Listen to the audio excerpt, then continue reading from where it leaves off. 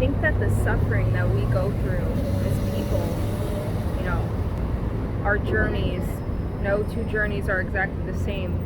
We go through things that no one else will go through in that specific way. And I feel like the best way to go about it is to really help people not go through that. Because then what's the point, right? If something happened to you and you're not using it for good, you're not using it for, hey, let me try to make sense out of this and try and use my life experiences to teach others the lessons that I learned so they don't make the same mistakes. I feel like that's just so powerful. And even if something horrible happens to you, if you could help someone through that horrible experience, then that's really empowering, and you're really taking your life back when it comes to those things, because things happen in life that are devastating and that will have such an impact on you that it will cripple you and make you think that you're smaller than you actually are, and you try to define yourself because of this one thing that happened to you.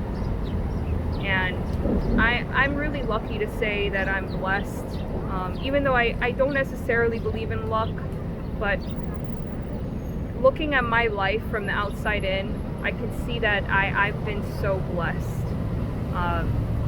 Just looking at it from an outside perspective, because I think when you live your story, right? No one has ever lived your story, so you feel it at a certain strength, right? It can feel a lot scarier than it actually is because you're the one experiencing it.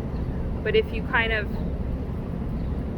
compare and look at the grand scheme of things and the big picture and all the things that could have gone wrong in your life, you kind of look at it through those lens, then you really do feel lucky. And the things that I've been through, I always try to come at it now, even when bad things happen to me, like perceived bad things, right? Maybe I lose my wallet, maybe I get lost and I walk down the wrong street and my mind is wandering, right? And I'll say to myself, oh, it's that person was distracting me because they were in my head, right? That's just crazy, because no one has the power to take your thoughts, right? You give them the permission to occupy your mind. You give them the permission to occupy your thoughts. So I look at situations like that, like messages, saying, hey, you need to reevaluate where your focus is. You just walked 3 blocks in the wrong direction. You need to get your mind out of there and focus it in on what matters. So I'll see it more as a redirecting, right? Rather than a negative. If I lose my wallet, there's another thing. I lost my wallet. I have to really focus in on all of these things that I need to focus on instead of these distractions, because if it's not going to be my wallet, what else is it going to be? It's like a warning sign, right? So there's always a case where it could be worse, right?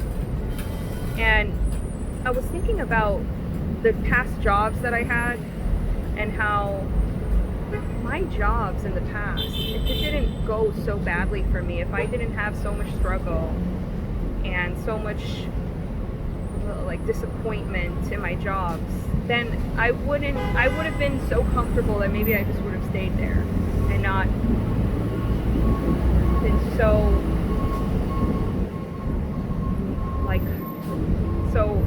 desperate to get out. Because if it was working out, then I just would have stayed in it, right?